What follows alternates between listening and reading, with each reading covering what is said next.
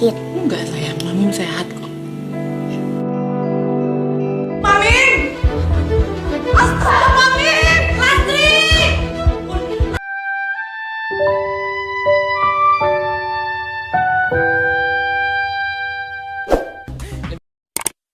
Halo teman-teman semua, apa kabar?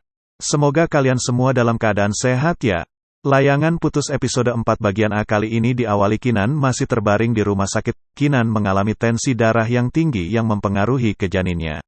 Di lain tempat, Aris ingat kalau dirinya ada janji mengantarkan Kinan. Aris pun melihat HP-nya, kemudian ia melihat banyak panggilan tak terjawab di handphonenya. Ia pun marah kepada Lydia karena tak membangunkannya. Aris pun langsung menelpon Kinan tetapi Lastri yang mengangkat telepon itu. Lastri katakan kalau Mamim saat ini sedang dirawat di rumah sakit. Aris pun langsung pergi ke rumah sakit itu. Sesampainya di sana Aris langsung memaksa masuk ke ruangan Kinan. Tetapi Andre menahan Aris agar tidak masuk ke ruangan itu. Andrea katakan kalau Kinan saat ini sedang ditangani. Tetapi Aris memaksa untuk masuk untuk menemani Kinan. Andre katakan kalau Kinan saat ini tensinya tinggi. Kemungkinan bisa berisiko anak dalam kandungannya harus diangkat, kalau sampai tensinya tidak turun juga. Akhirnya Aris bisa masuk ke kamar Kinan. Dokter Wira jelaskan, tensi darah ibu Kinan sedikit turun, ada kemungkinan tensinya bisa naik lagi. Makanya Aris harus menjaga Kinan agar tensi darahnya tidak naik, supaya anak dalam kandungan tidak terjadi hal yang buruk.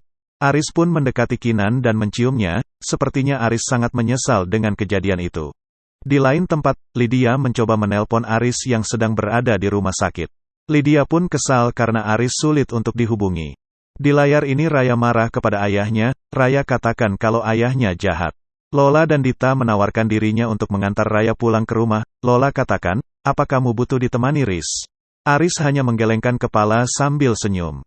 Kemudian Lola dan yang lainnya pun pergi pamit pulang. Di dalam kamar rumah sakit itu, akhirnya Kinan pun sadar dari tidurnya. Kinan katakan, apakah bayi kita baik-baik saja? Semuanya baik-baik saja, kata Aris. Lalu Kinan bertanya, kamu tahu dari mana Mas kalau aku ada di sini? Aris menjawab kalau dirinya tahu dari Dita. Padahal aku nelpon kamu berkali-kali tapi kamu gak angkat teleponnya. HP-ku jatuh dan rusak jadi gak bisa angkat telepon dari kamu, kata Aris. Kinan pun berusaha bangun untuk mengambil handphonenya untuk menelpon Raya. Aris pun membantu untuk mengambilkan HP-nya Kinan tetapi HP Kinan habis baterainya. Kinan pun meminjam HP Aris untuk menelpon Raya. Dengan sedikit ragu akhirnya Aris memberikan handphonenya kepada Kinan. Kinan pun menelpon Raya dan setelah itu Kinan melihat pesan chatting yang ada di HP Aris. Kinan melihat satu pesan yang masih ada nomornya tetapi pesannya sudah dihapus semua. Kinan terdiam dan mulai curiga dengan nomor itu. Tak lama Aris datang, Kinan pun memberikan handphone itu kepada Aris. Aris pun menyimpan HP-nya di sampingnya, kemudian Aris pun tidur di kursi sofa dekat Kinan. Kinan melihat HP itu, ia masih penasaran dengan HP milik Aris. Ia masih curiga kalau di HP Aris ada sesuatu yang disembunyikan, tetapi Kinan tidak berani untuk mengambil handphone itu.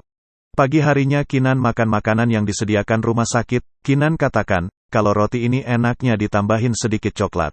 Seperti biasa, Aris menerima telepon dan berkata kalau telepon itu dari kliennya.